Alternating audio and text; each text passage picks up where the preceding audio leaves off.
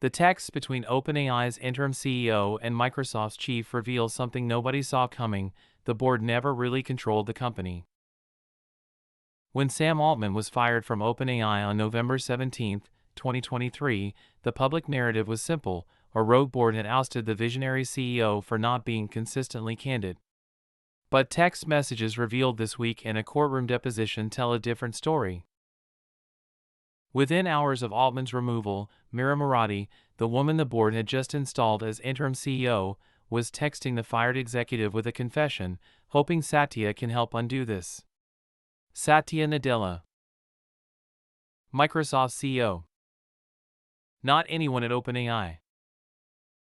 That single message, now public thanks to testimony in Elon Musk's lawsuit against OpenAI, exposes the hidden architecture of power in artificial intelligence. Murati wasn't looking to the board that appointed her. She wasn't consulting OpenAI's leadership team. She was reaching out to the CEO of a company that, technically, didn't own OpenAI at all, just held a minority investment stake. But Microsoft had poured over $13 billion into OpenAI by that point, and Nadella had the one thing the board didn't: leverage. What happened over the next 72 hours makes that leverage impossible to ignore. Nadella didn't just send supportive statements or schedule meetings. He moved with surgical precision. While the board scrambled to justify its decision and Murati tried to hold the organization together, Nadella made Altman an offer: come to Microsoft, bring whoever you want, and we'll fund your new AI research lab. That wasn't a rescue plan. It was a neutron bomb. Keep the building, lose the people. The employees understood immediately. More than 700 of OpenAI's 770 workers, over 90%, signed an open letter threatening to resign and follow Altman to Microsoft unless the board reversed course. The letter didn't mince words: the board was incapable of overseeing the company. Some of those signatures came from researchers who had spent years worried about AI safety, the very mission the nonprofit board claimed to protect. They chose Altman over the board. They chose Microsoft's money over OpenAI's charter.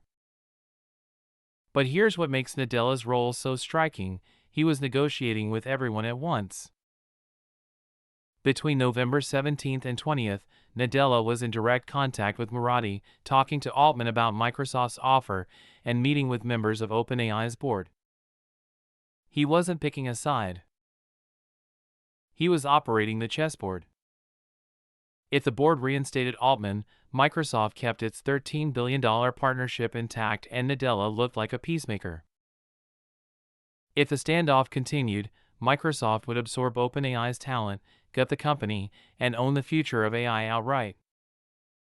Either way, Nadella won. The board blinked first. On November 21st, Altman was reinstated as CEO. The board members who fired him resigned. Nadella released a statement framing the outcome as a win for stability and Microsoft's long-term partnership with OpenAI. He never mentioned the implicit threat that he'd been hours away from hiring the entire company out from under them.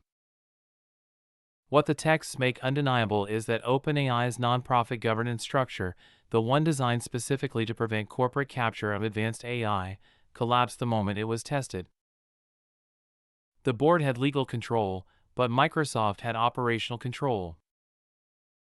The board could fire the CEO, but they couldn't survive the loss of Microsoft's cloud infrastructure, capital, or Nadella's willingness to poach their workforce en masse.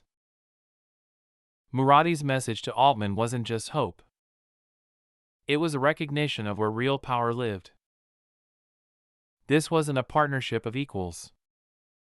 It was a dependence so total that the company's interim CEO turned to Microsoft's executive to override her own board's decision within hours.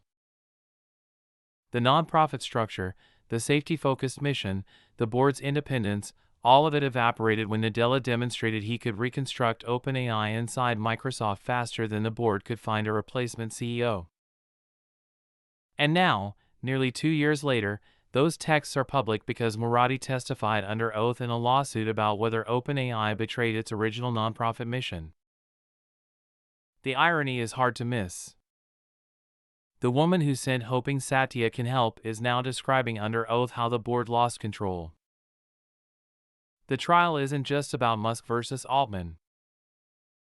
It's about whether the structure that was supposed to keep AI safe from corporate interests ever had a chance once Microsoft wrote the checks. The question those texts leave behind isn't whether Microsoft saved OpenAI. It's whether OpenAI ever governed itself at all, or whether Nadella just waited until the right crisis to make that fact impossible to deny.